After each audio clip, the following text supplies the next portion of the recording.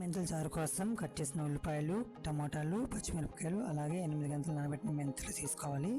ఆయిల్లో కొంచెం జీలకర్ర వేసి, పచ్చిమిరపకాయలు, అలాగే కరివేపాకు, ఉల్లిపాయలు అవన్నీ వేసి కొంచెం మూత పెట్టి మగ్గనివ్వాలి.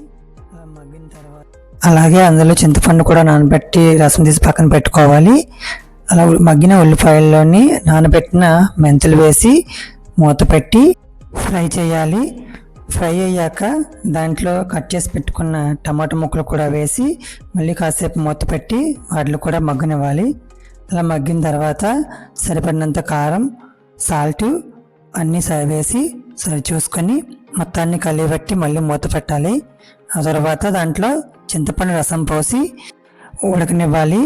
ఉడికిన తర్వాత సాల్ట్, కారం అన్నీ సరి చూసుకొని మొత్తం అంతా అయిపోయాక దించి పక్కన పెట్టి సర్వ్ చేసుకోవడమే. టేస్టీ మెంతుల చారు రెడీ అయిపోయింది.